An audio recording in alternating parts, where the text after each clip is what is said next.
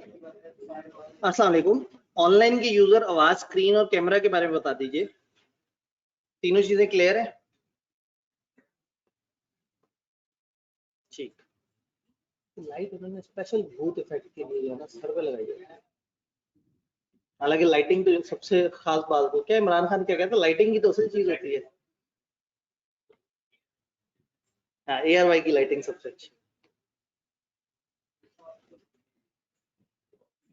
मेरा नहीं ख्याल कि टेस्ट को देखने के बाद आपको लगा होगा कि इसमें कुछ डिस्कस करने वाली चीज है, क्योंकि ये चैप्टर की नेचर ही तकरीबन यही है। सेफगार्ड कंट्रोल को प्यार से सेफगार्ड भी कह देते हैं। नहीं, असल में कंट्रोल्स का जिक्र तो हुआ था, फिजिकल कंट्रोल्स, जनरल कंट्रोल्स, ठीक है जी।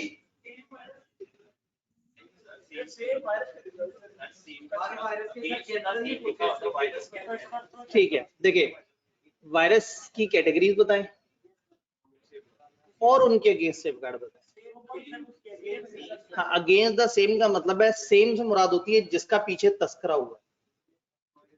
मैं कहूं पाकिस्तान के माशी मसाइल डिस्कस करें और give a solution for the same. ये जो पीछे मैंने बोला इसका सॉल्यूशन दे।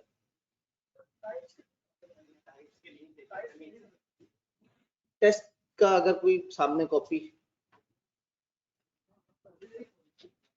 हो सकता है, हमसे कोई कंफ्यूजन जुमले में रह गई हो।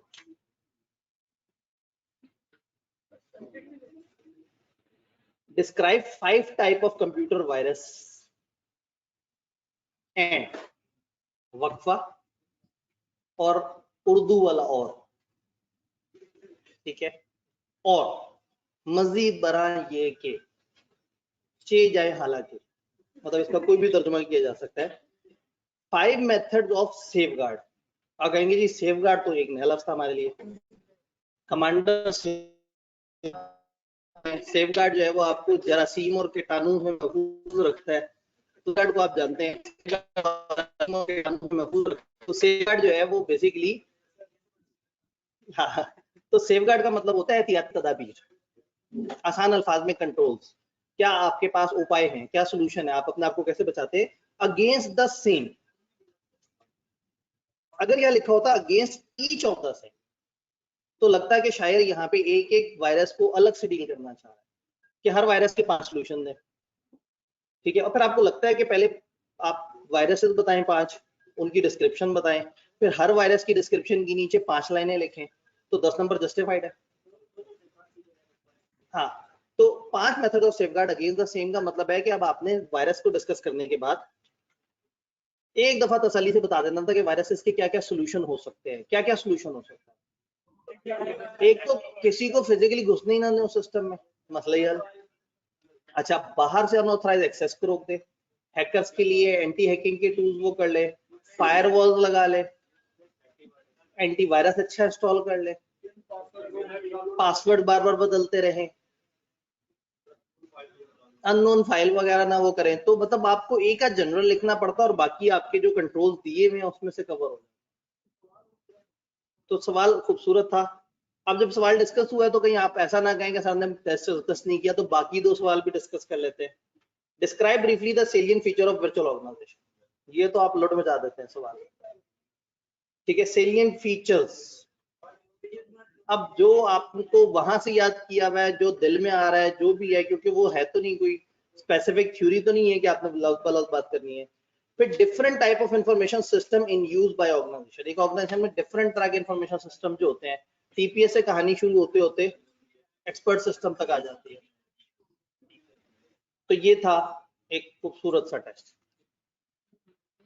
फिर आप लोगों ने यहां तक की डिस्क्रिप्शन पढ़ी, वायरसेस समझ आ रहे हैं, एनक्रिप्शन समझ आती है, फायरवॉल समझ आ रहा है, हैकिंग के बारे में पता है, कंप्यूटर की फिजिकल सिक्योरिटी समझ आ रही है, हम चैप्टर को खींच रहे समझ आ रहा है, ठीक है। इन 5 चैप्टर्स में अगर सेकंड इंपॉर्टेंस, यानी कि आप कहें कि सर उन 3 चैप्टर के बाद इन 5 में से कोई एक बता दें, अगर आप पेपर से पिछली रात 3 बजे मुझे कॉल करें और कहें सर मैं बिल्कुल सब कुछ कर लिया है लेकिन ना ये 5 चैप्टर रह गए, कोई एक अकेला चैप्टर अगर मुझे बता दें जो मैं कर लूं तो मैं चैप्टर 4 बताऊं। क्योंकि जब भी उनका मूड बनेगा थोड़ा सा रट्टा बेस सवाल बनाने का, थोड़ा सा आपको तकलीफ देने का, तो दिस इज द चैप्टर जिसमें से वो तकलीफ दे सकते हैं। तो ये इन 5 में बाकियों से ज्यादा जरूरी चैप्टर 4 है, इसलिए हम चैप्टर 4 को जरा थोड़ा सा ज्यादा घसीट रहे हैं।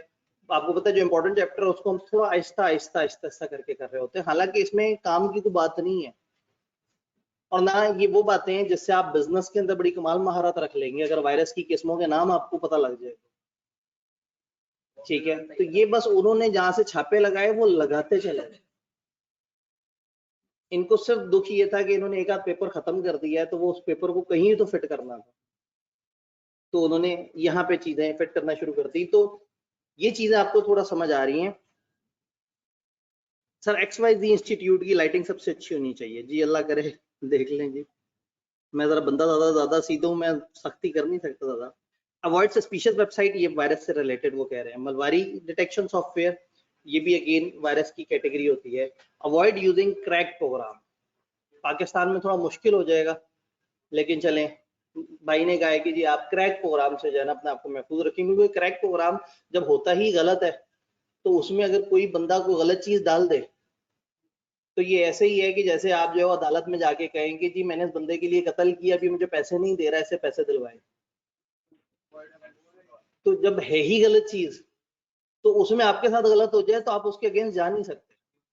तो कत्ल की आपको मुआवजा टाइम पे ना मिले तो आप उसकी कंपनसेशन या हर्जाने के लिए अदालत से मदद नहीं मांग सकते। तो इसी तरह से आप यूज ही क्रैक सॉफ्टवेयर कर रहे हो, पहली गलत काम कर रहे हैं और उस गलत काम में आपके साथ कुछ गलत हो जाए तो फिर दुख खुद ही को होगा कि जी मैंने चोरी की थी, तो चोरी करके फिर ऐसा तो होता है। जैसे बच्चों को इंटरनेट पे ऑनलाइन क्लास मिलती है, कॉलेजेस ने अपने नुमाइंदे छोड़े हुए होते हैं, पता है कॉलेज के अपने ही नुमाइंदे कॉलेज के अपने ही वीडियो लेक्चर्स की आवाज लगा देते हैं कि हमारे पास इस कॉलेज के इस टीचर के सारे लेक्चर मौजूद है, सिर्फ 2000 रुपए। ठीक है, कम इनबॉक्स, बच्चे इनबॉक्स में जाते हैं कहते हैं मुझे चाहिए मुझे चाहिए। वो कहते हैं जी बात ये है कि बच्चे बड़े फ्रॉडी होते हैं, हमने इससे पहले भी लेक्चर दिए, बच्चे भाग गए, पहले पैसे जमा करा, बच्चा कहता 2000 है, जमा करा देते हैं, उसके बाद वो साहब इसे ब्लॉक कर देते हैं बच्चों को। इससे कॉलेज को क्या फायदा होता है? एक गलत बच्चा जो कि चोरीशुदा लेक्चर लेना चाह रहा था उससे 2000 रुपए कमा लिया, फिर वो बच्चा सबको कहेगा कि यार ये जो ऑनलाइन लेक्चर दे रहे होते हैं ना ये 2 नंबर लोग होते हैं, तो ये बेमान। इससे फायदा ये होता है कि कॉलेज का लेक्चर भी लीक नहीं हुआ, नंबर 2 एक गलत बच्चे से 2000 भी कमा लिए, और नंबर 3 मार्केट में एक आवाज भी फैला दी कि जो इस तरह से लेक्चर बांट रहे होते हैं वो ज्यादातर 2 नंबर लोग, तो 2 नंबरों के खिलाफ 2 नंबरी करनी पड़ती है जी। XYZ कॉलेज बाद में देखा जाएगा क्या होगा जी। एक चीज जो भी ऑपरेट ही नहीं हुई उसके ऊपर क्यों परेशान होते हैं? अच्छे जी जी, हाँ प्लानिंग फिर अभी बड़ा टाइम है अगला सेशन शुरू होने में, अभी तो 1-2 छोटी मोटी एक्टिविटीज करेंगे। कंप्यूटर वायरस सिक्योरिटी ये सारी बातें हमें समझ आएंगी, एक स्टेप आगे चलते हैं। अब इतना सब कुछ पढ़ लिया कि चीजें सिक्योर होनी चाहिए, सिक्योर होनी चाहिए, मजीद क्या? मजीद ये कि मैं एक नया इदारा बनाऊं और वहां पे IT का सिस्टम लगाऊं, तो मुझे तो जीरो से सोचना पड़ेगा कि क्या क्या सिक्योरिटी इंस्टॉल करनी चाहिए। भाई अगर मेरा IT से ताल्लुक ना हो और मैं एक इदारा बनाऊं और उसमें IT हो तो IT के कुछ कंट्रोल होने चाहिए, तो मुझे कैसे पता लगेगा IT के कंट्रोल्स कौन से होते हैं?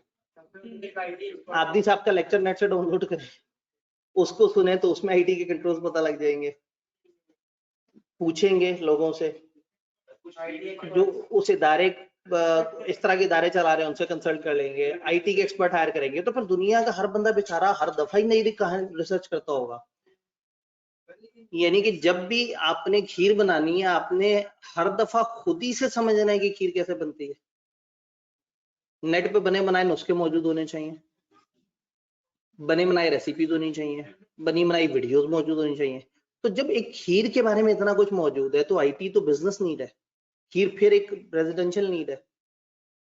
तो आईटी के लिए दुनिया भर में स्टैंडर्ड्स भी बहुत मौजूद हैं, मुख्तलिफ ऑर्गेनाइजेशंस हैं, ISO इंटरनेशनल स्टैंडर्ड ऑर्गेनाइजेशन, उसकी आईटी के बहुत सारे तरह के फ्रेमवर्क है, बल्कि एक आध फ्रेमवर्क आप लोगों ने भी पढ़ा होगा,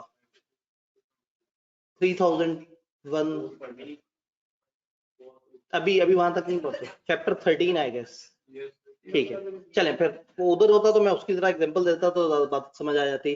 चलें, जब आप वो पढ़े तो आपको याद आना चाहिए कि मैंने आपसे कहा था कि कुछ स्टैंडर्ड्स बने हुए होते हैं, तो कुछ स्टैंडर्ड्स बने हुए होते हैं जो आपको गाइड करते हैं। अच्छा, फॉर एग्जांपल मैं स्टैंडर्ड्स को फॉलो कर लूं, मैं अपनी टीम से कहूं कि देखो ये स्टैंडर्ड है, मैंने इंटरनेट से डाउनलोड किया, ISO वाले बड़े मशहूर इदारा है, इन्होंने ये स्टैंडर्ड बनाया है, अब ये तुम लोगों ने फॉलो करना है। उन्होंने कहा यस बॉस। मेरे पास टाइम ही नहीं था मैं स्टैंडर्ड पढ़ूं, मैं स्टैंडर्ड पढ़ता तो टीचर्स कौन लेके आता, तो अब मैं मतलब जो है मैं एंटरप्रेन्योर साइड पे काम करूंगा, टीम वाले वो स्टैंडर्ड्स अप्लाई कर देंगे, कर दिए उन्होंने अप्लाई, अब मुझे पता ही नहीं कि उन्होंने सही अप्लाई किए नहीं किए, तो फिर आईटी का ऑडिट करवाने की ऑप्शन भी होती है। इसी तरह से मैं आईटी के कुछ स्पेसिफिक सर्विस प्रोवाइडर्स के पास जाऊं और उनसे कहूं कि जी मेरे इदारे में आप आके ऑडिट करें और ये बताएं कि मेरा इदारा ये वाले आईटी स्टैंडर्ड्स को सही से फॉलो कर रहा है या नहीं कर रहा। अगर आप में से कोई ऑडिट साथ में पढ़ रहा है तो बेसिकली एक एश्योरेंस की असाइनमेंट होती है कि ये वाले गिवन स्टैंडर्ड इस क्राइटेरिया को मैच करो और देखो कि क्या ये हमारे इदारे में सही से लागू हो रहा है या नहीं। तो आईटी ऑडिट्स का भी कॉन्सेप्ट है। और जब इस तरह की चीज हम कर ही रहे हैं तो इसमें इंटरनेशनली दुनिया में एक फ्रेमवर्क मशहूर है कॉबेट, COBIT, अभी आगे चल के उसका भी जिक्र करते हैं। ये बेसिकली 32 अलग अलग प्रोसेसेस के बेस्ट प्रोसीजर्स बताते हैं आपको। फॉर एग्जांपल एक कॉलेज है ना, तो एडमिशन एक प्रोसेस है, बच्चों को क्लास में लेक्चर डिलीवर होना एक प्रोसेस है, बच्चों का कैंपस में एंटर होना, उनकी अटेंडेंस रिकॉर्ड होना एक प्रोसेस है। अब एक टिपिकल मैन्युफैक्चरिंग ऑर्गेनाइजेशन को देखिए, उसकी परचेजिंग एक प्रोसेस है, सेल्स एक प्रोसेस है, प्रोडक्शन प्रोसेस है, सर्विस क्वालिटी प्रोसेस है। तो इस तरह से उन्होंने क्या किया, कुछ इस तरह के जनरल प्रोसेस उठा के अच्छे खासे प्रोसेसेस के बड़े मजे के स्टैंडर्ड्स बना दिए।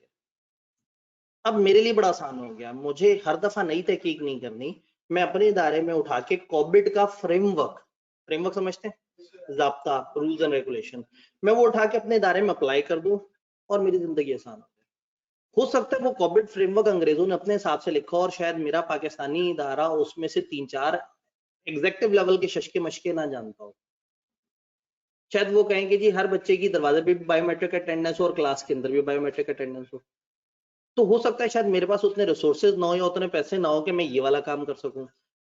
स्टिल मुझे एक फ्रेमवर्क मिल जाएगा, मुझे 20 रूल्स मिल जाएंगे एडमिशन से रिलेटेड, जिसमें से मैं शायद 15 को फॉलो कर लूं। तो रादर देन मैं रिसर्च करता, रादर देन मैं आईटी की टीम बिठाता, रादर देन मैं हर वक्त खपता, हर वक्त मैं सोचता, 3-4 साल नुकसान खाने के बाद मुझे एहसास होता कि ओहो ये वाला कंट्रोल होता तो बड़ा जबरदस्त हो जाता। तो वाई नॉट की जो दुनिया कब से चलाती आ रही है और चलाते चलाते तजर्बे करते करते टकरे मारते मारते उन्होंने कुछ स्टैंडर्ड्स बना दिए, कुछ फ्रेमवर्क्स बना दिए।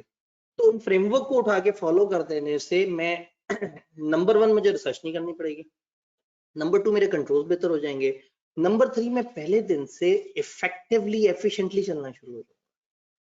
कुछ चीजें मैंने सोची नहीं होंगी, कुछ चोरियां मेरे जहन में ही नहीं होंगी, बट वो फ्रेमवर्क मुझे बता देगा। अच्छा, कुछ चोरियां हो या ना हो, वो फ्रेमवर्क मुझे कुछ ऐसे रूल्स बता देगा जो शायद मैं फॉलो करने से अपने पैसे जो आईटी पे लग रहे हैं वो आधे खर्च करना शुरू कर। आप बातें समझ रहे हैं? बस ये सारी बातें अब किताब खींचे जाएगी। अब आपने किताब की खींचनियां देखनी है, देखते हैं। So it's like check and balance. जी बिल्कुल, control basically check and balance है। चेक करें बच्चे अपनी दुनिया में, सर इफ्तिताह पे बिरयानी मिलेगी। मैंने समझ लिया आप लोगों का ना, मुझे समझ आ गया। मैं सोच रहा हूँ कि एडमिशन ऑफिस में ना हर वक्त बिरयानी के डब्बे पड़े थे। जो बच्चा एनरोलमेंट की पहली इंस्टॉलमेंट जमा कराए ना उसको बिरयानी का डब्बा मिलता है। मुझे समझ आ गया कि आपको टीचर पसंद हो या ना हो, बिरयानी के डब्बे पे आप पहली इंस्टॉलमेंट तो दे देंगे। तो कौन लोग हो तो सही भाईजान, मतलब बिरयानी खाना पीना ये हल्की चीजें हैं, मतलब आप लोग पढ़ाई ज्यादा ऊपर की चीज है, आप हर वक्त पढ़ाई को छोड़ के खाने पे लगे रहते हैं, बड़े होके मुल्क खा जाते हैं। ठीक है, नहीं बिरयानी खाइए लेकिन अपने खर्चे से खाइए ज्यादातर। मतलब मैं भी अपने जमाने में गरीब होता था, लेकिन मैं इतना ढीठ गरीब नहीं होता था, मतलब मैं थोड़ा थोड़ा गैरतमंद किस्म का गरीब होता था। ठीक है, नहीं लेकिन मैं रमजान हमेशा मस्जिद में जाके इफ्तारी करता था, क्योंकि वहां सवाब बहुत होता है। और एक स्टूडेंट रमजान में अगर इफ्तारी मस्जिद में ना करे तो ये उसके स्टूडेंट होने पे शर्मिंदगी है। ठीक है, मतलब उस पर काला धब्बा है कि वो अपने घर बैठ के इफ्तारी करे। मस्जिद वाले जब सवाब के लिए, अब मस्जिद में अमीर लोग थोड़ी आएंगे, स्टूडेंट ही जाके उनको वो सवाब पूरा करके देंगे ना। किस मस्जिद में सवाब होता है? जो डेली कम से कम कोरमा दे और साथ में नान दे, चाहे छाले निकल आए मुंह में। लेकिन चलें खैर, रमजान में इस तरह की बातें करेंगे। ओहो नहीं, रमजान में तो आप किसी बड़े कॉलेज में होंगे। ठीक है, तो आप किसी बड़े कॉलेज में होंगे, मैं कहीं साइड पे छोटी सी दुकान चुकान। अच्छा जी, इधर आते हैं, जल्दी से देखते हैं, जल्दी से देखते हैं। General controls in IT, general controls in IT. हमने पहले ही पॉलिसी स्टेटमेंट दी थी, हम किसी कॉलेज को तंग करके नहीं जाएंगे, हम इंतजार करेंगे लेकिन तकलीफ नहीं लेंगे। इसे इसे मोहब्बत कहते हैं। मतलब फौरन से तंग करने का मतलब खराबी है। इंतजार रहेगा लेकिन परेशानी नहीं करेंगे कभी भी। 4 साल, 5 साल, 10 साल, 12 साल। अच्छा ठीक है। General controls in IT, measures that might be taken to guard against computer virus. Computer users should install antivirus software. ठीक है जी, अब आपने देखना है कि इन्होंने अब जनरल बातें फिर से करनी शुरू कर देनी है। एंटीवायरस सॉफ्टवेयर इंस्टॉल करें, इसको अप टू डेट रखें। Computer users might restrict the use of floppy disk and rewritable CDs. अगर आप देखें तो 1 2 3 4 5 और ऊपर लिखा हुआ measures that might be taken to guard against computer virus, यानी आपके टेस्ट का सवाल जो आपने अपने दिमाग से करना था, यहाँ पे उसके बारे में मोटी मोटी डिस्कशन दी हुई है कि अच्छा एंटीवायरस करें। फ्लॉपी डिस्क, रीराइटेबल सीडी, इन्होंने जिस जगह से डाउनलोड किया है वो शायद को बहुत ही पुरानी किताब थी। फ्लॉपी पता नहीं आपने जिंदगी में कभी देखी भी है या नहीं देखी, मेरे बचपन में होती थी, आपने पता नहीं कैसे देख ली। हाँ, मैं आपसे 1 आध साल का ही तो फर्क है। अच्छा, तो 1.4 MB की होती थी उस बेचारी में, तो अब एक फाइल नहीं आती। ठीक है, 1.4 वाली तो बड़ी नहीं, 5.4 वाली बड़ी होती थी और 1.4 वाली छोटी फ्लॉपी होती थी। ठीक है, अब मोबाइल का कैमरा एक तस्वीर 6 MB की खींच लेता है। तो अच्छा, रीराइटेबल सीडीज, आप तो जिस जमाने में इस वक्त ग्रो कर रहे हैं, इस वक्त तो लैपटॉप सीडीज के बगैर आना शुरू हो गए। उनका सीडी प्लेयर हो भी तो बेचारे का लेजर ही फारिग हो जाता है, क्योंकि उसमें कभी सीडी डलती नहीं, यूएसबी डलती है या इंटरनेट से सब कुछ मिल जाता है। तो ये इन्होंने, आप यहाँ लिख सकते हैं कि use of USB, use of portable hard disk, use of extra hard disk, tertiary device, इस तरह की चीज। फायरवॉल सॉफ्टवेयर और हार्डवेयर, ताकि अनऑथराइज्ड एक्सेस से बचे रहें। स्टाफ को एनकरेज करना है कि आपने अजीबोगरीब ईमेल्स को ओपन करने से पहले उड़ा देना।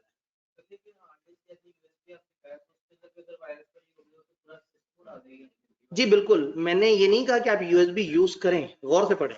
कंप्यूटर यूजर माइट रिस्ट्रिक्ट, आप सिर्फ जी,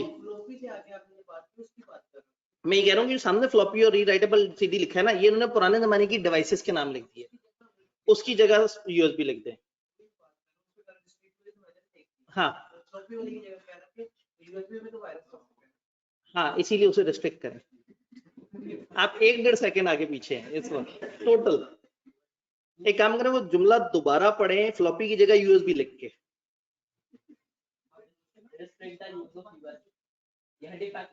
restrict the use of USB, done, problem automatically resolve. आप जमाने से आगे जाने की कोशिश करते हैं, थोड़ा हमारे साथ चल लिया करें, सुकून में रहेंगे। उससे हट के तेज चल लिया करें। क्लास में जरा मैं थोड़ा उतना तेज रफ्तार नहीं चल पाता, आप जरा थोड़ा आगे चले जाते हैं तो मेरे साथ आ जाया करें, मजा आएगा। ठीक है जी, तो भाई की रफ्तार को हमने मैच करने की कोशिश की।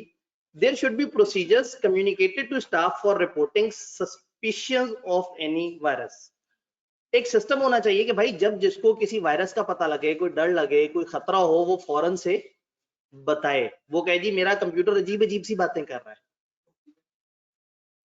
ठीक है, मैं अबू बकर कैंपस में एक सिस्टम पे बैठता था, वहां सुबह कोई टीए बैठा, उसने कोई वहां पे तो कोई वर्किंग कर रहा था।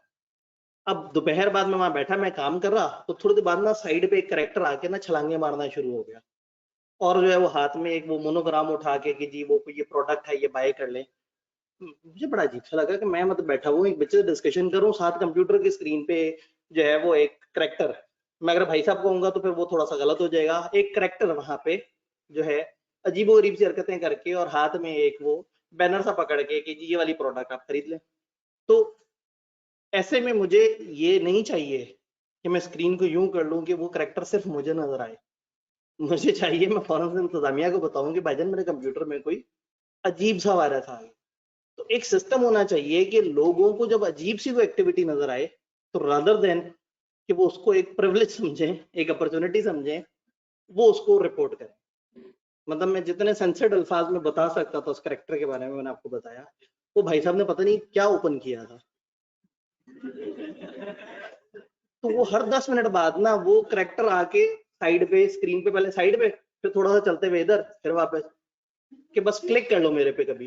तो वो जो है ना, ऐसी चीज पे क्लिक भी नहीं करना होगा, वायरस होता है, सिस्टम उड़ जाएगा। आपको समझाने के लिए यही कह सकता हूँ, पता लगे आप लोग क्लिक कर दिया करें। तो ये आखिरी बात बड़ी अच्छी है कि आपको कोई अजीबो गरीब एक्टिविटी नजर आए, कोई अजीब सा वायरस हो, आप फौरन से रिपोर्ट करें, बताएं कि जी ये इसमें कुछ गड़बड़ है, ये कोई मसला है, मेरा कंप्यूटर वियर्डली बिहेव कर रहा है, ये इसकी एक्सेल की फाइल खुलते ही बार बार बंद हो जाती है, फाइलों की ऑटोमेटिकली कॉपी क्रिएट होना शुरू हो गई है। तो सिस्टम में लोगों को ये समझा के रखें कि जब कुछ अजीब नजर आए फौरन से रिपोर्ट करें। जुमला समझ आया? आईटी स्टैंडर्ड अब जनरली अब पढ़ते चले जाना है। IT standard form of general control with in IT that help to reduce the risk of IT system weakness and processing errors for entity that apply the standard। वो entities जो standard को apply करेंगे उनके लिए जिंदगी आसान हो जाएगी कि उनकी IT की weaknesses और जो errors वगैरह के मसले हैं वो खत्म हो जाएंगे। IT A range of IT standard have been issued, जैसे कि ISO ने IT की सिक्योरिटी के सिस्टम के स्टैंडर्ड वो किए हैं। There are also IT standard for development and testing of new IT system। उन्होंने कहा इतने सिस्टम है, नए सिस्टम डेवलपमेंट पे स्टैंडर्ड है, एग्जिस्टिंग सिस्टम पे स्टैंडर्ड है, तो स्टैंडर्ड ही स्टैंडर्ड। एप्लीकेशन कंट्रोल हमने पीछे पढ़े थे, जनरल कंट्रोल। एप्लीकेशन कंट्रोल वो हैं जो स्पेसिफिक किसी आईटी सिस्टम में, फॉर एग्जांपल एडमिशंस के ऊपर जो कंट्रोल्स लगे हुए हैं, फॉर एग्जांपल बच्चों की अटेंडेंस के ऊपर को कंट्रोल लगे हुए हैं। एक तो ये था ना कि कॉलेज का सॉफ्टवेयर ही बड़ा अच्छा हो, ये था जनरल कंट्रोल, ओवरऑल कंट्रोल, अच्छी ट्रेनिंग हुई भी हो। और एक ये है कि एडमिशन के सिस्टम पे अच्छे कंट्रोल हो, अटेंडेंस के सिस्टम पे अच्छे कंट्रोल हो, बच्चे जो वीडियोस वॉच कर रहे हैं उसके ऊपर अच्छे कंट्रोल हो, बच्चों के जो टेस्ट अपलोड होके चेक होके उन्हें मिल रहे हैं उसके ऊपर अच्छे कंट्रोल हो। तो एप्लीकेशन कंट्रोल है किसी खास एप्लीकेशन यानी यूनिट लेवल के, और जनरल कंट्रोल्स क्या है? ओवरऑल लेवल पे। Common example of application control is data validation, checks on specific items that are input to computer system to test the logical correctness of the data। यानी कई दफा कुछ validation checks होते हैं, पता नहीं आप लोगों ने एक्सेल के अंदर देखे या नहीं देखे, कि जी इस सेल में इसके अलावा कुछ एंटर ना हो सके, ये डिफाइंड डाटा होना चाहिए कि इसमें या लिस्ट आए, या इसके अंदर सिर्फ अल्फाबेट्स आए, या इसके अंदर वैल्यू 10,000 से ऊपर की नहीं आनी चाहिए। तो इस तरह के कुछ आप कंट्रोल्स लगा सकते हैं कि एंट्री इससे कम की नहीं होनी चाहिए, इससे ज्यादा की नहीं होनी चाहिए। फॉर एग्जांपल स्टूडेंट्स का जो फीस एंटर करने का सिस्टम है उसमें ये कंट्रोल होना चाहिए कि जीरो अमाउंट एंटर नहीं होनी चाहिए, माइनस अमाउंट एंटर नहीं होनी चाहिए। तो वैलिडेशन के डिफरेंट चेक्स होते हैं, जिसका मतलब है कि what can be input and what can not be input. If a transaction is input to system without value, an error report should be produced। अगर बगैर वैल्यू के आपने एक डेबिट क्रेडिट की एंट्री रिकॉर्ड कर दी, डेबिट कर दो credit कर दो, अमाउंट नहीं बताई, सिस्टम को एतराज करना चाहिए। बिल्कुल एरर मैसेज आता है, स्क्रीन पे प्रॉम्प्ट आ जाता है टू की आवाज के साथ। Entered value should be with in a range of codes, otherwise error would be generated. आप ये कहेंगे जी अगर कोई रोल नंबर एंटर हो, कॉलेज का रोल नंबर 1 से लेके 3000 है बच्चों के रोल नंबर, तो वहां पे आपने कहा हो कि जब भी कोई रोल नंबर इससे हट के एंटर होगा फौरन से शोर मचा दे। ये वाली बातें ऑडिट में जरा ज्यादा आपको बेहतर समझ आएंगी, बनती भी वहां पे बेहतर है। ये इधर की कोड नंबर जो है वो चेक डिजिट्स को इंक्लूड कर सकते हैं। ये इतना कह के निकल लिए पतली गली से, तो मैं भी पतली गली से निकल लूंगा। अगर बहुत मूड हो रहा हो तो मैं इंटरनेट से आपको चेक डिजिट का लेक्चर उठा के प्रोवाइड कर दूंगा, क्योंकि ये इस वर्ड की वजाहत इस लेवल पे मुनासिब नहीं है। ऑडिट में आए तो इंशाल्लाह ताला ऑडिट में, बल्कि ऑडिट का कोई ना कोई बच्चा बैठा होगा तो चेक डिजिट तो आप लोगों को बनाने भी आ गए हैं माशाल्लाह। लुट मचा दिया इन्होंने। तो चेक डिजिट एक सिस्टम होता है जिसमें हर कोड के एंड पे एक डिजिट होता है जिससे वो कोड महफूज हो जाता है। वो कैसे काम करता है, वो क्यों महफूज होता है, ये हमें जानने की जरूरत नहीं, बस चेक डिजिट एक एक्स्ट्रा नंबर होता है जो कोड को महफूज कर लेता है।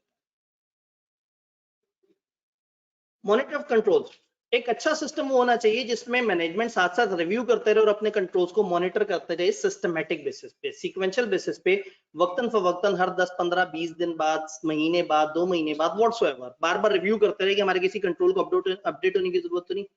अब ये जनरल डिस्कशन है, अब ये सिर्फ खींच रहे हैं। IT control audit, large organisation might employ internal audit team, बड़ी ऑर्गेनाइजेशन तो एक फुल फ्लैश टीम रख सकती है जो हर वक्त ही ऑडिट करते रहे। Organisation could also employ IT auditor, और आप यूं भी कर सकते हैं कि बाहर से IT ऑडिटर्स को लेके आए और उनसे कहें मेरा ये और ये सिस्टम ऑडिट कर दो। फॉर एग्जांपल कॉलेज वाले IT ऑडिटर्स को बुला के कहें यार हमारा कैंपस इनसाइड देखो और हमें बताओ उसमें कहाँ कहाँ वीकनेस है। तो हो सकता है वो एंड पे कहें कि जी आपकी रिक्वायरमेंट थोड़ी गलत थी, आपको ये कहना चाहिए था कि कहाँ कहाँ प्रॉब्लम्स नहीं है, तो हम उसकी लिस्ट आराम से बना देते, क्योंकि जो है वो बच्चे तो बहुत ज्यादा शोर मचा रहे हैं। तो पता ये लगा कि वो सारे प्रॉब्लम्स का उन्होंने सोल्यूशन बताया है कि जी अगर आप for example Firefox browser use करें तो सारे मसले खत्म हो जाएंगे। अब ये आईटी ऑडिटर को समझ आ सकती है, हमें नहीं समझ आ सकती, यूजर को नहीं समझ आ सकती, हम लोग आईटी स्पेशलिस्ट नहीं है ना, तो आईटी ऑडिटर्स भी हमारी हेल्प कर सकते हैं। Alternatively IT control audit might be outsource to a form of independent auditor, आप इंडिपेंडेंट ऑडिटर्स को भी वो कर सकते हैं, आप आईटी के ऑडिटर्स को भी भेज सकते हैं, आप अपना डिपार्टमेंट भी बना सकते हैं। स्टेप्स आईटी कंट्रोल ऑडिट में टिपिकली क्या होते हैं, ऑडिटर पहले अंडरस्टैंड करेगा कि सिस्टम में क्या रिस्क है, फिर देखेगा इनके कंट्रोल्स क्या है, फिर कुछ की कंट्रोल्स को टेस्ट करेगा कि क्या वो सही से काम कर रहे हैं या नहीं कर रहे।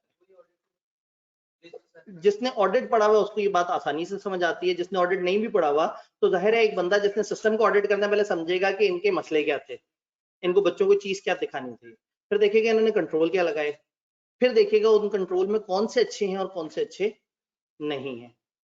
They might perform IT control auditing on cyclical basis addressing different part, ऐसा भी हो सकता है कि आपके 12 एरियाज हैं, हर महीने बाद वो एक एक एरिया का ऑडिट कर लें और 12 महीने के बाद फिर दोबारा से पहले वाले एरिया का दोबारा से ऑडिट कर लें, तो मॉनिटरिंग भी हो जाएगी।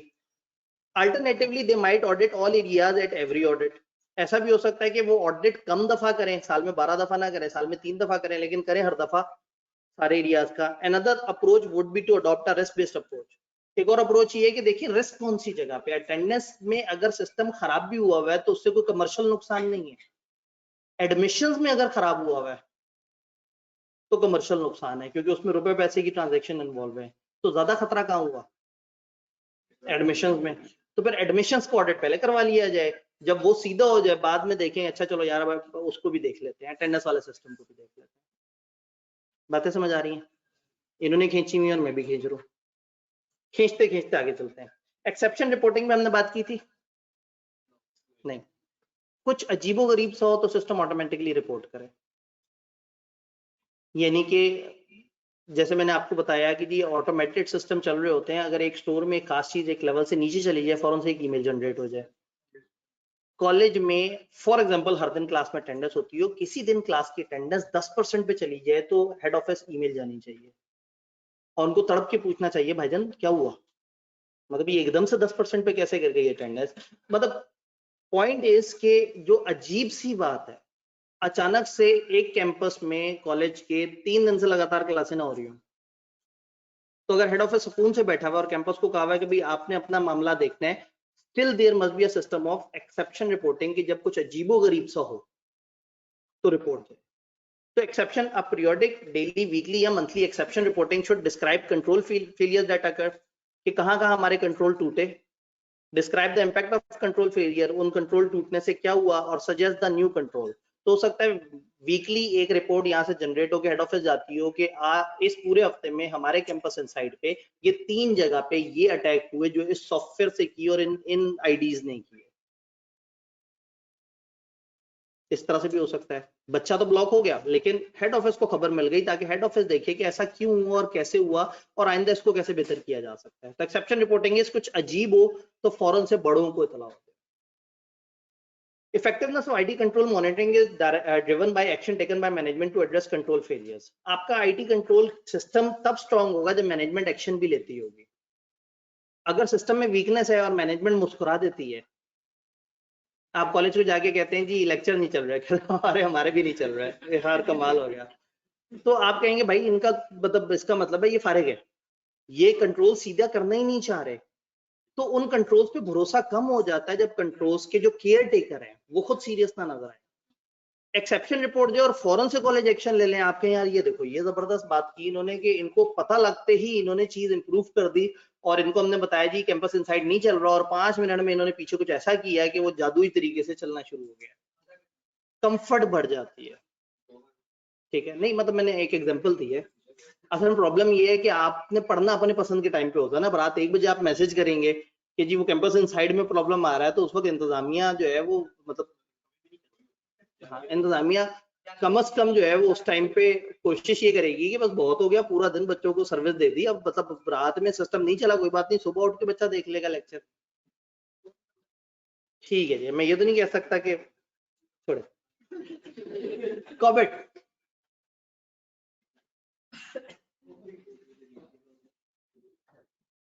कॉबेट इंतहाई फजूल सा एब्रिविएशन है, मतलब COBIT से अलग अलग कुछ मुराद नहीं है।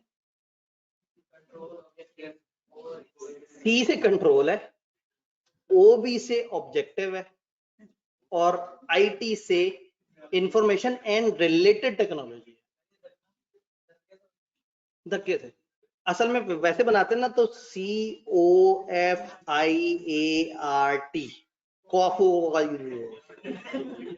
तो वो परेशान हो गए उन्होंने, तो ये इस पे परेशान नहीं होना कि सर ये कॉबिट किसकी एब्रिविएशन है, तो ये जबरदस्ती CO से कंट्रोल है, सॉरी C से कंट्रोल है, O से ऑब्जेक्टिव है, और IT से ये पूरा आगे इंफॉर्मेशन एंड रिलेटेड टेक्नोलॉजी।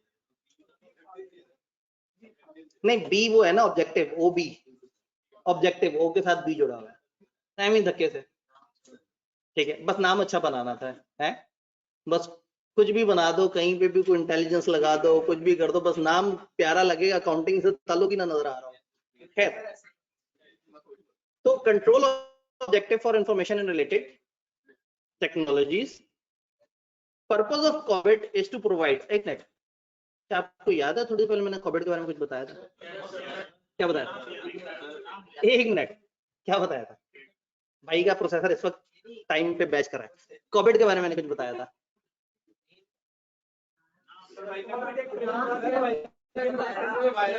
मैंने नाम की डिटेल एक्सप्लेन नहीं की थी, लेकिन एक फ्रेमवर्क, चले फ्रेमवर्क मैंने बोला था कि ये एक फ्रेमवर्क है।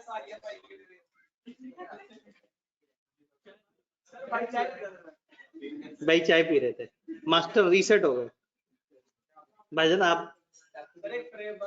आपने मायूस कर दिया। मैं आपको क्लास से आगे समझता था, आप तो क्लास से पीछे चल रहे हैं। पहली बार हुआ है, असल में भाई को रियलाइज पहली बार हुआ है। सर जी आप मतलब पता है, मैं आपको बताता हूँ, मतलब मैं आपको कुछ नहीं कह रहा, मैं अकाउंटिंग की क्लास में बचपन बैठता था ना, मुझे कभी समझ नहीं आती थी, क्योंकि मेरे दिमाग में कुछ और चल रहा होता था, टीचर सामने और मेरे ना वो मतलब ड्रामे और वो वीडियो गेम थी, उसमें क्या था। अच्छा, फिर घर जाके इजी होके किताबें खोलता था, देखता था, तो फिर समझ आता था। तो कुछ लोग ऑन द स्पॉट अपने जहन को कुछ और तरह से इस्तेमाल कर रहे होते हैं। अच्छा, थ्योरी की क्लास में ओवर एक्टिव बैठता था, मजा आता था, बचपन से लग रहा था कि ये मेरी डोमेन है, ये ना मतलब टीचर अदाकारियां कर रहा है, फिर रहा है क्लास में, अलग अलग आवाज बदल बदल के बात कर रहा है, तो अच्छा लगता था। अकाउंटिंग का टीचर बोर था, ऐसे बोर्ड भरी जा रहा है और सारे के सारे लिख रहे हैं, मैं फिर बाद में किसी एक बच्चे से पकड़ के कॉपी कर लेता था। तो खैर, कहने का मतलब क्या है, कहने का मतलब ये है कि दिस हैपेंस कि आप कई दफा अपने दिमाग से डबल काम लेने की कोशिश कर रहे होते हैं। तो कई दफा आप क्लास में होते हैं लेकिन आपका दिमाग ज्यादा तेज चल रहा होता है। क्लास वाले टाइम पे ना अपने आप को इनपुट डिवाइस बना लें, आप एक आउटपुट डिवाइस भी हैं, प्रोसेसर भी हैं। क्लास वाले टाइम पे आपका प्रोसेसर और आउटपुट वाला फंक्शन ज्यादा काम कर रहा होता है, यानी क्लास में सबसे ज्यादा कंट्रीब्यूशन आपकी होती है आउटपुट वाली साइड पे, लेकिन सबसे कम इनपुट आप तक पहुंच पाता है, क्योंकि आपका प्रोसेसर आउटपुट और प्रोसेस में इतना फंसा होता है कि इनपुट वाला दरवाजा ही बंद किया हुआ होता है। तो ये जरूरी होता है, पता है, अच्छी लिसनिंग, हियरिंग और लिसनिंग में फर्क है। लाइफ के लिए बता रहा हूं आपको। अगेन ये प्रॉब्लम ज्यादा इंटेलिजेंट लोगों का होता है और इस वजह से उनसे निकम्मे बंदे उनसे आगे चले जाते हैं कि वो सुन जरूर रहे होते हैं और जो इंटेलिजेंट बंदा है वो अपनी एक अलग वैरायटी भी दिमाग में पैरेलल चला रहा होता है, जिसकी वजह से उसको अक्सर नुकसान हो जाता है। नहीं मतलब ये प्रॉब्लम है, ये एक होता है इस तरह से। तो थोड़ा सा एक आदत डेवलप करें सुनने की। इसकी बेस्ट प्रैक्टिस है कि YouTube पे एक डॉक्यूमेंट्री लगाएं 1 घंटे की और उसको बगैर फॉरवर्ड किए, बगैर फास्ट चलाए, सिर्फ उसे सुनना है, मोबाइल यूज नहीं करना, कुछ नहीं करना। और उसके बाद अपने दोस्त से कहने हैं कि जी इस पे से मेरे से 20 सवाल पूछो और 20 में से 19 कम से कम ठीक जवाब होने चाहिए। थोड़ी सी ये प्रैक्टिस करेंगे तो दिमाग को फोकस की आदत हो जाएगी। हमारा दिमाग ना बड़ा वेरिएबल होता है, लेकिन समटाइम्स वी नीड फोकस, कुछ इंटरवल हमें फोकस के चाहिए होते हैं। तो वो जो क्लास वाला टाइम होता है ना, ये वो फोकस के लिए बड़ा जरूरी होता है। इस वक्त फोकस मिल जाए वो चीज समझ आ जाएगी। मुझे बाद में समझ आया कि मैं घर जाके 4-5 घंटे किताब में टक्कर मार के मुझे वो कॉन्सेप्ट समझ आता था, जो क्लास में अगर मैं एक्टिव लिसनर होता तो मुझे 15-20 मिनट में समझ आ जाता, क्योंकि टीचर एक्सपीरियंस के साथ 25 साल के तजर्बे के साथ वो पढ़ा रहा होता था। तो ये थोड़ा सा मतलब आप एक्टिव लिसनिंग एक्टिवेट करेंगे, आपको लाइफ में बहुत फायदा होगा। ठीक है, तो थोड़ी देर के लिए ज्यादा ख्यालात साइड पे रखने हैं और इजी टाइम पे उन ख्यालात को खूब इस्तेमाल करना है। ठीक है, आप सोने के लिए नींद की गोली तो नहीं इस्तेमाल करते? नींद अच्छी आ जाती है, चलो अच्छी बात है। ठीक है भाई, तो ड्रामा भी 2 की स्पीड पे देखते हैं।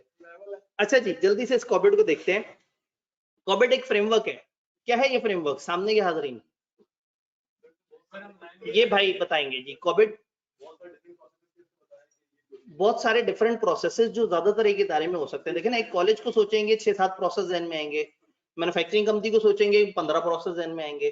तो इन्होंने क्या किया, बड़े सारे प्रोसेसेस पकड़ के 32 के करीब उन सब के स्टैंडर्ड प्रोसेस बता दिया, एक फ्रेमवर्क बता दिया। उससे क्या फायदा होगा, क्या फायदा होगा?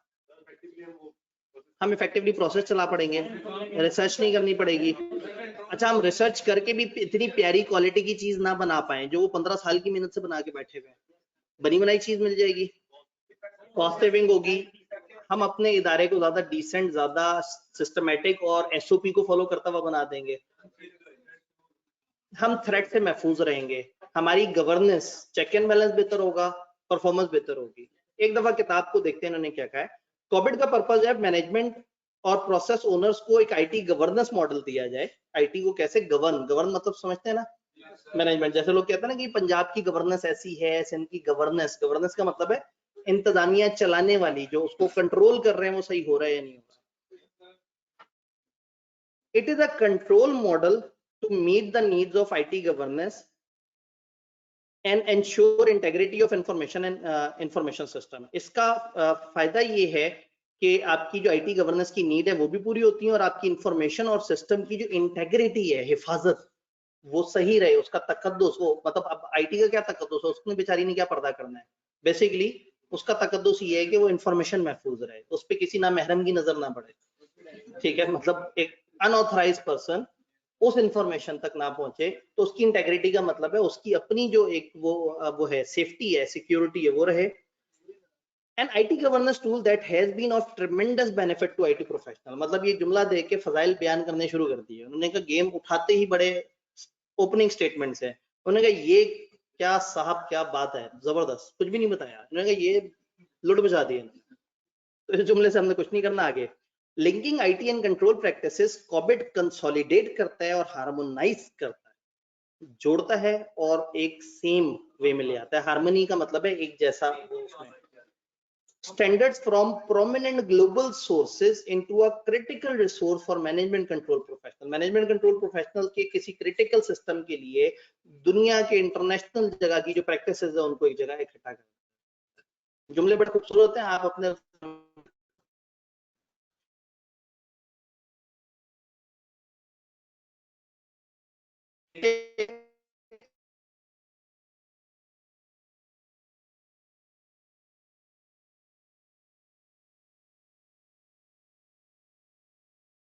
Up to date control framework, एक ऐसा फ्रेमवर्क जो बड़ा एक अथॉरिटेटिव बॉडी से बना है, अप टू डेट है, हर वक्त नए से नई आने वाली चीजें इसमें ऐड करते रहते हैं। मैं आपको अपडेट किया होगा। Accepted control of the complementary product that enables easy application. ना सिर्फ उसमें अच्छे ऑब्जेक्टिव होंगे बल्कि साथ एक ऐसी प्रोडक्ट होगी, एक तरीका होगा उसको चलाने का, एक ज़ाब्ता होगा, एक रूल्स होंगे। ये ऐसे ये कैंपस इनसाइट है और ये इसके 10 रूल्स हैं, इनको फॉलो करो, ये चल पड़ेगा।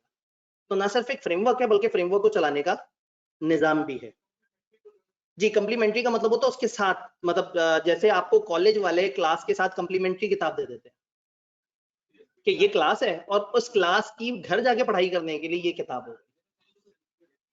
जैसे चाय के साथ इसका ये आपको कप मिला है, ठीक है, एवं आपके दिल बर्दाश्त हो जाए अगर मैं बिस्किट कह दूं तो कंप्लीमेंट्री इज कि जो चीज एक दूसरे के साथ इकट्ठे मिलती है। COBIT applies to enterprise wide information system। पूरी ऑर्गेनाइजेशन लेवल पे ये सिस्टम पे अप्लाई करती है, यानी कि ये किसी एक आध छोटी जगह के लिए नहीं है, आप ये पूरे इदारे लेवल पे सोच रहे हैं। Including personal computers, mini computer, main frame and distributed processing environment. एक एक लफ्ज लिखते गए, मैं कह रहा हूँ ना, ये छापा मार देते हैं कहीं से, अब जहां से छापा मारा होगा उन्होंने इनमें से हर लफ्ज एक्सप्लेन किया होगा। मैंने कहा कोई नहीं, ठीक है, टीचर IT वाला है, बता देगा। आपको ना भी पता हो तो भी चल जाएगा, लेकिन बहरहाल ये पर्सनल कंप्यूटर ये होते हैं जो मेरे सामने पड़ा हुआ है। मिनी कंप्यूटर इससे थोड़ा सा बड़ा होता है, जैसे जनरेटर के अंदर लगा हुआ कंप्यूटर, UPS के अंदर लगा हुआ कंप्यूटर, हवाई जहाज के ऑपरेटिंग सिस्टम में, गाड़ी के कॉकपिट में लगा हुआ सिस्टम।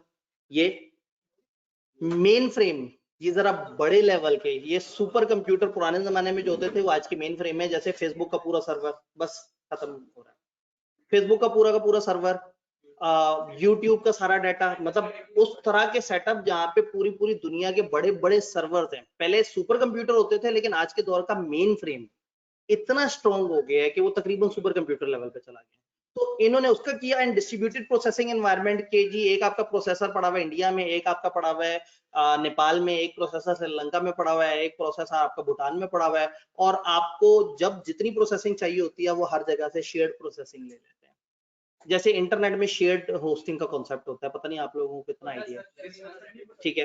तो ये डिस्ट्रीब्यूटेड प्रोसेसिंग एनवायरनमेंट, अब ये इन अल्फाज को समझाना हमारे सिलेबस में नहीं था, लेकिन आ गए तो मैंने कहा आप लोग परेशान ना हो। COBIT is used by the person who have primary responsibility for business processes and technology। वो जो मेन मैनेजमेंट के वो लोग जो IT रिलेटेड चीजों को देख रहे हैं। Depend on technology for relevant and reliable information. अब फ्रेमवर्क अच्छा है, लेकिन अगर आपने डिवाइस ना लगाई तो बेकार हो जाएगा। तो ये किस पे डिपेंड कर रहा होगा? IT का सिस्टम होना चाहिए। अब IT का सिस्टम और बत्ती चली जाए, सब बंद हो जाता हो, तो COBIT बेचारा अंधेरे में तो मर जाएगा। तो COBIT को कुछ मशीनें चाहिए, कुछ इंफ्रास्ट्रक्चर भी चाहिए। तो COBIT एक सॉफ्ट फ्रेमवर्क है, बट ये फ्रेमवर्क चलाने के लिए यू नीड रेलेवेंट और रिलायबल टेक्नोलॉजी। आपको टेक्नोलॉजी को लेके चलना होगा ताकि आपकी इंफॉर्मेशन रेलेवेंट भी हो और रिलायबल भी हो। फिर वो पर्सन जो क्वालिटी, रिलायबिलिटी और control of information technology provide कर रहे हैं, ये उन लोगों के लिए, यानी कि जो बिजनेस टेक्नोलॉजी को देख रहे हैं, जो चाहते हैं अप टू डेट इंफॉर्मेशन हो और जो इस काबिलियत रखते हो कि COBIT के हिसाब की टेक्नोलॉजी को साथ लेके चल सकें, उन लोगों के लिए है COBIT का फ्रेमवर्क। एक छोटा सा टॉपिक हमारा रहता है, लेकिन हमने वक्त में गुंजाइश अब जरा वो नहीं है, कोई मसला नहीं है। कल ऐसा ना हम बहुत ज्यादा स्टैट पढ़ लें, तो थोड़ा सा वो टॉपिक पढ़ते हुए हम स्टैट में कल इंशाल्लाह ताला एंटर हो जाएंगे, ठीक है। हमारा data mart, data warehouse एक छोटा सा कॉन्सेप्ट रहता है बीच में। पॉलिटिकल आएगा बीच में, अचानक से आएगा। स्पेशल क्लास है ना, याद है हमने एक स्पेशल क्लास सोची हुई थी हमने।